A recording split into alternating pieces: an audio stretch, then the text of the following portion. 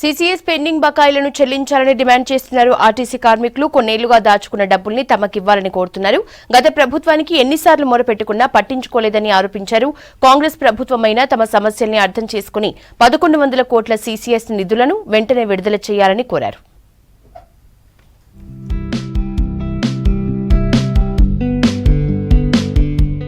RTC సంస్థలో 7 దశాబ్దాల కిందట క్రెడిట్ కోఆపరేటివ్ సంస్థ ఏర్పడింది. దాదాపు 36,000 మంది కార్మికులు సీసీఎస్ లో సభ్యులుగా ఉన్నారు. వారి నెల జీతంలో 7% డబ్బులను కట్ చేసి సీసీఎస్ లో దాచుకుంటున్నారు. ఆ పొదుపు డబ్బులు కార్మికుల పిల్లల చదువులు, ఇళ్ల నిర్మాణం, హాస్పిటల్ ఖర్చులు, పెళ్లిళ్లకు తక్కువ వడ్డీకే రుణాలు తీసుకునే వీలుంటుంది. అయితే కొన్నేళ్లుగా కార్మికుల జీతాల నుంచి కట్ చేస్తున్న డబ్బులు సీసీఎస్ నిధిలో కలపడం లేదు ఆర్టీసీ యాజమాన్యం. వెంటనే కట్ చేసిన డబ్బులను సీసీఎస్ నిధికి చేర్చేలా చర్యలు తీసుకోవాలని ప్రభుత్వాన్ని, ఆర్టీసీ యాజమాన్యాన్ని కోరుతున్నారు ఉద్యోగులు. మీరు ఏదైతే మొన్న ఆర్థిక మంత్రి ప్లస్ రవాణా మంత్రి ఇద్దరు సమీక్షా సమావేశంలో చెప్పారో మీరు ఆ బకాయిలు దశల వారీగా ఇస్తారన్నమాట స్వాగతిస్తున్నాం. మంచిది, మీ ఆలోచన మంచిదే, అట్లనే ఇవ్వండి. కానీ నెలవారీ ఏవైతే రికవరీ చేస్తున్నారో ప్రతి నెల 10వ తారీఖు సీసీఎస్కి చెల్లించాల్సిన డబ్బులు ఆ 16 కోట్ల 50 లక్షల రూపాయలు సీసీఎస్కి ఇస్తే కనీసం నెలకు ఒక 100 కుటుంబాలకైనా ఆర్థికంగా వాళ్ళని ఆదుకోవడానికి నిలబెట్టడానికి పనికి వస్తుంది. సీసీఎస్ కూడా బ్రతుకుతుంది,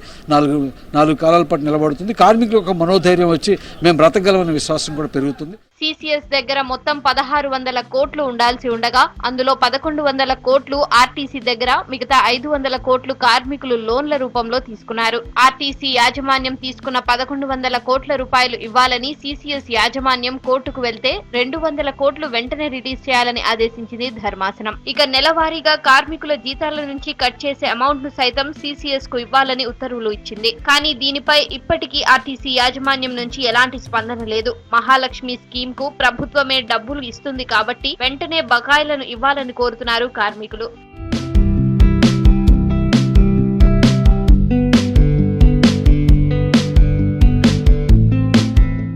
ఆర్టీసీ యాజమాన్యం సీసీఎస్ నుంచి ఇప్పటి వరకు దశల వారీగా మొత్తం 1122 కోట్ల రూపాయలను సొంత అవసరాలకు వాడుకుంది. దీంతో కోఆపరేటివ్ సంస్థ ఆర్థిక సంక్షోభం ఎదుర్కొంటోంది. ప్రస్తుతం దివాలా తీసే పరిస్థితిలో ఉందంటున్నారు కార్మికులు. గతంలో 60,000 మందిగా ఉన్న సొసైటీ సభ్యులు నేడు 39,000కు పడిపోయారని చెబుతున్నారు.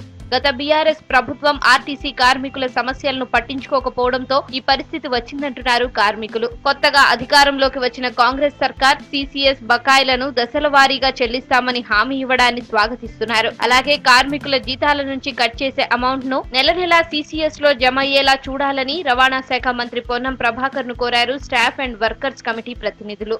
లైబిలిటీస్ సంబంధించింది సుమారు 4,000 కోట్ల రూపాయలు ఉంది. ఇవి కాక మాకు 2017 వేతన ఒప్పందం రావాలి, 2021 వేతన ఒప్పందం రావాలి.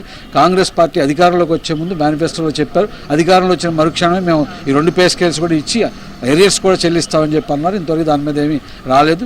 వాళ్ళు నిర్ణయం చేస్తారని ఎదురు చూస్తున్నాం. అట్లాగే ఆర్టీసీ యాజమాన్యం 9 DAలు అమలు చేస్తున్నాం అని చెప్పారు. అమలు చేసింది ప్రపోర్షనేట్గా ఆ రోజు నుంచి అమలు చేసినప్పుడు అవి అమలు కావాల్సిన తేదీ నుంచి అమలు చేయలేదు. ఫలితంగా ఇప్పుడు మాకు 177 నెలల ఎరియర్స్ రాలేదు. ఎవరైతే రిటైర్ అయి ఉన్నారో, చనిపోయిన కుటుంబాలు ఉన్నాయో వాళ్ళకి రావాల్సిన ఆర్థికమైన డబ్బులు కూడా ఇంతవరకు రాకుండా ఉంది. అందుకని అది కూడా సుమారు 750 కోట్ల రూపాయలు పైగా ఉంటుంది. ఒకటి DA ఎరియర్సే 750 కోట్ల రూపాయలు ఉంటుంది. ప్రతి కుటుంబానికి 2 లక్షల రూపాయల దాకా సగటున ఆదాయం రావాల్సి ఉంది. ఇవన్నీ కూడా ఆర్థికపరమైన అంశాలు. సీసీఎస్ నిధులతో పాటు పిఎస్ ఇతర పెండింగ్ బకాయిలు కలిపి మొత్తం 4,000 కోట్లు రావాల్సి ఉందంటున్నారు కార్మికులు. ఇప్పటికైనా కొత్త ప్రభుత్వం స్పందించి తమ సమస్యలను పరిష్కరించాలని కోరుతున్నారు. సీసీఎస్, పిఎఫ్ నిధులపై ఆధారపడిన వేల మంది కార్మిక కుటుంబాలను ఆదుకోవాలని విజ్ఞప్తి చేస్తున్నారు.